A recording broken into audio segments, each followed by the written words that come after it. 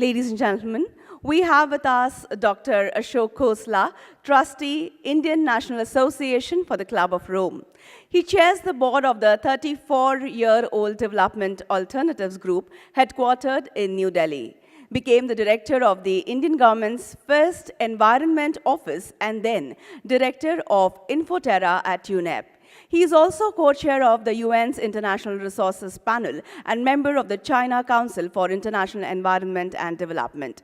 He is on the board of CEE and WRI, was president of IUCN and Club of Rome, and is a senior Ashoka Fellow, patron of Lead India, and has received the UN Sasakawa Environment Prize, the Zayed Environment Prize, the WWF Duke of Edinburgh Medal, and the Schwab Foundation Outstanding Social Entrepreneur and the Stockholm Challenge Award.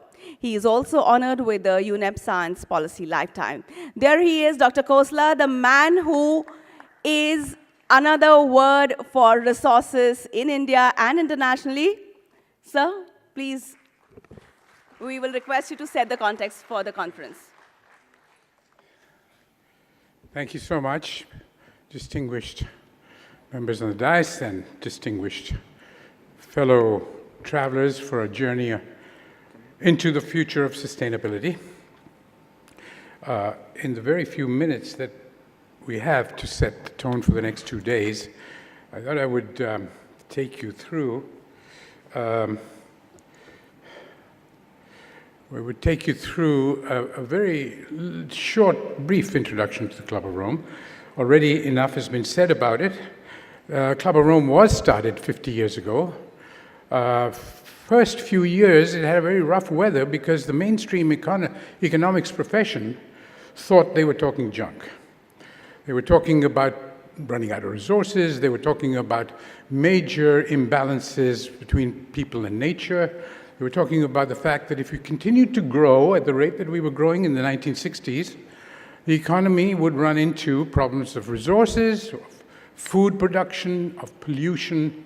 They didn't even know about climate change yet. They didn't even know about the issues of species extinction and many other problems. Today, 50 years later, we do know that the world has progressed a great deal. It has made a great big difference in our lives to be able to get the benefits of technology and the economic institutions and so on. The message of the limits to growth in 1968, 1970, 72 was really, on the one hand, for the younger people, an amazing explosion of a new idea, almost a nuclear explosion. But for the economists, it was, these people don't know that if prices go up, if things get scarce, the prices go up. If the prices go up, you will find substitutes, you will find new ways of doing things. And until the year 2000, most people thought the economists were right. Today even they think that, because day before yesterday, you may know that the Nobel Prize, the Nobel Memorial Prize for Economics, was given to William Nordhaus, who wrote the most scathing attack on the idea of limits to growth in 50 years ago. Even today, the mainstream economics profession doesn't believe in almost anything we're going to be talking about for the next 2 days. So we have a fight in front of us. If any of you are here because you're already converted to the idea of sustainability, let me tell you, the people who make decisions in our world are not. And it's going to be a fight to get to a stage where our children, and certainly their children, are going to have a decent life on this planet. What the Club of Rome said 50 years ago is that you can go on climbing until the year 2070, 2100. The Club of Rome said, yeah, it'll be pretty good. But then things will start getting very bad. For the last 4 years, we've been looking at these issues as Indians, from an Indian perspective. We've done 4 years. The first one was on security food. Second one was on water. The third one was on forests, lands, and soils. And the last one last year in this very room was on how do we make India resource resilient? How do we make today good and tomorrow even better? Today, we're talking about Yes, all of these told us that we must be more efficient, and no one can really disagree with that. But efficiency by itself is not enough. Efficiency has impacts on a lot of social values, on a lot of human demographic issues, and perhaps most important of all, jobs. When you make something more efficient from a resource point of view, you usually have to end up by automating, by mechanizing, by bringing in IT, and in essence, robotics, etc., mean that certainly jobs will be lost. The question is, can we do things that will bring back even better jobs in larger numbers? Because God knows this country needs a large number of jobs already, and if we decreate more, you're going to be in serious trouble.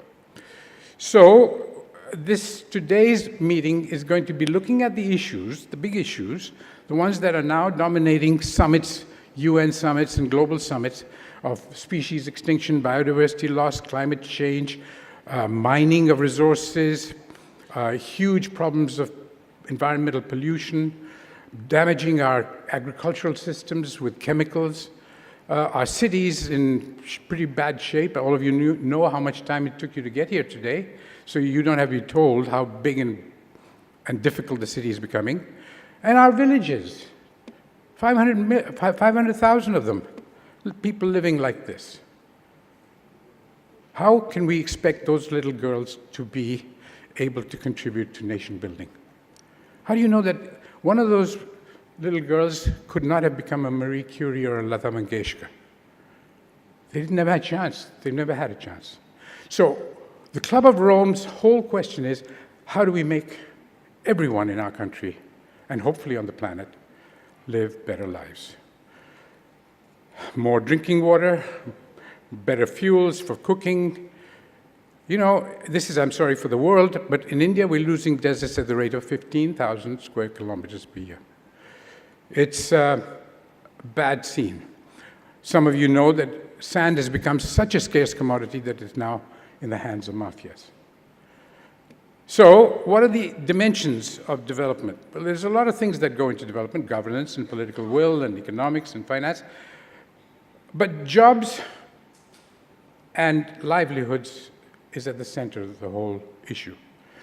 And the globe, the governments, 190 governments of the world got together about 3 years ago and decided to develop certain sustainable development goals, which we call SDGs, Sustainable Development Goals, and an agenda for the year 2030, which basically can only be fulfilled if our policies are coherent.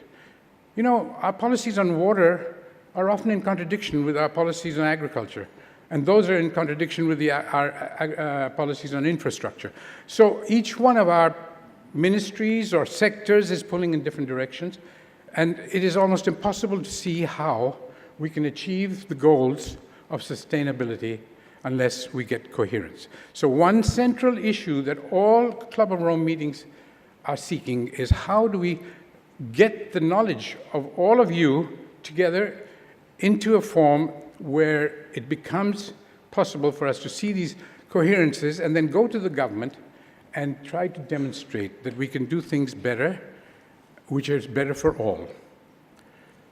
A large number of the SDGs depend on resources. And my plea to you, and as a member of the Club of Rome, is that we define the central purpose of economic development as for the last human being. How does it impact that girl? Not the rich, not the powerful, that girl in her life. How does the economic dimension work? Do we make a few things for very rich people so that they can dump them as waste and spend all their time in cars waiting for traffic lights? Or do we have the ecological dimension? You all know about the ecological footprint, and I don't need to go into it, but the ecological footprint basically represents the amount of land each one of us is entitled to on the planet. And that happens to be about 1.5 hectares, roughly. It's called 1.5 global hectares is entitled to all of it. We in India are using almost 10. The Americans and the people in the United Arab Emirates and so on use far more, but that's not our problem. We are already overshooting the year's worth of resources that we're entitled to by mid-August. So we now need to look at the emerging issues, the issues that haven't been really fully dealt with by our political systems. The city and how it uses resources. How do you make them sustainable? How do you bring people, nature, and the economy into one triple helix? A joint effort to make the lives of people, the health of the environment, and the growth and the vibrancy, the dynamics of the economy go. And don't forget, when we make our buildings, like these ones here and the roads and so on, we're locked in. For 50 years, 100 years, we're not going to be able to change those. So when new technologies come that enable us to do things differently, we won't be able to do them because we're locked in with massive amounts of investment in things that don't work.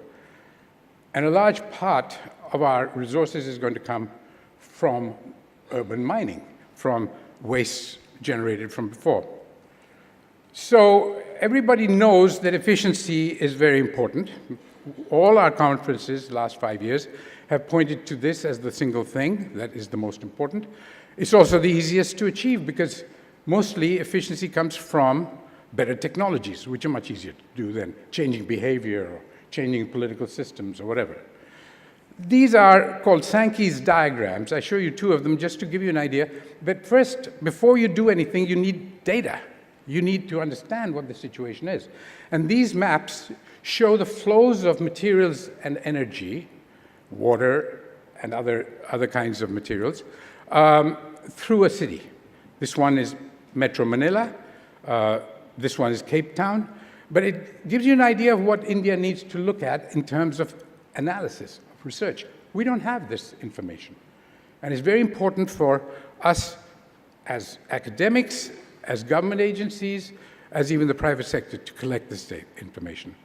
The future lies in maintaining and improving our capital.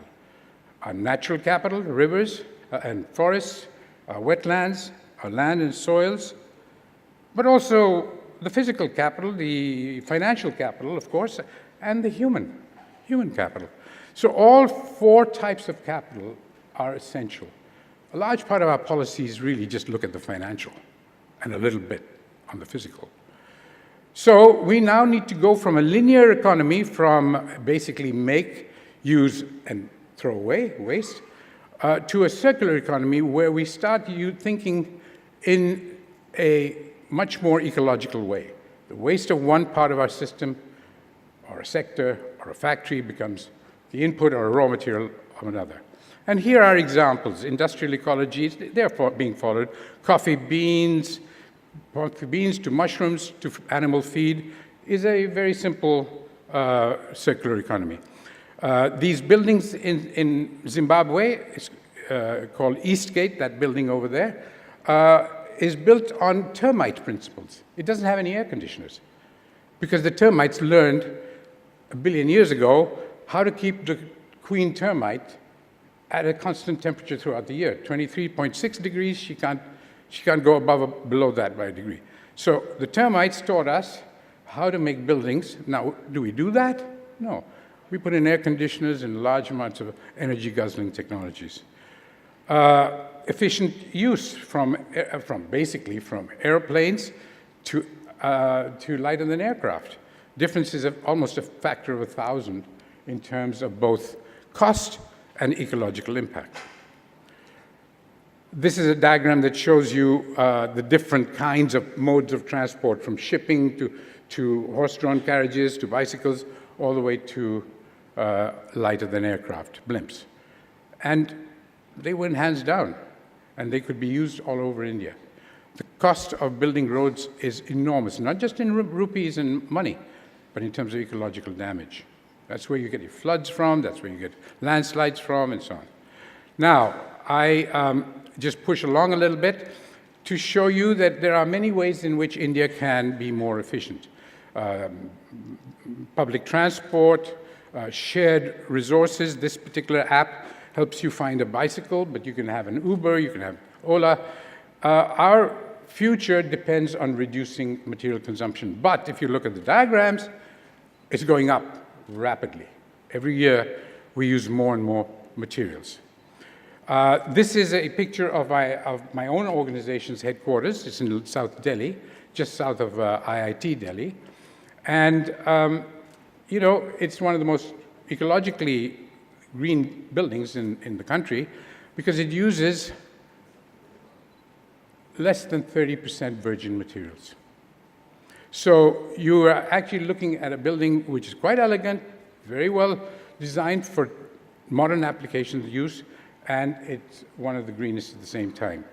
So we basically have now looked a great deal at the construction sector, at the brick-making sector, the cement sector, all of which have huge impacts on our ecosystems, and found ways in which to reduce that impact by orders of magnitude, by a great deal of savings, by innovation with a new kind of cement, using fly ash, using municipal wastes.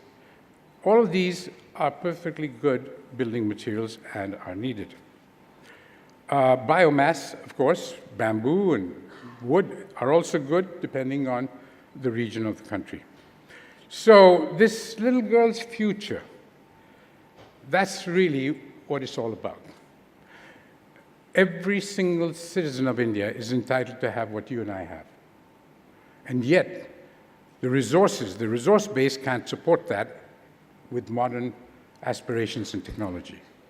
So the message of the Club of Rome is that we use conversations like this today and tomorrow to try and find ways in which we can all live better and better lives with fewer and fewer resource damage.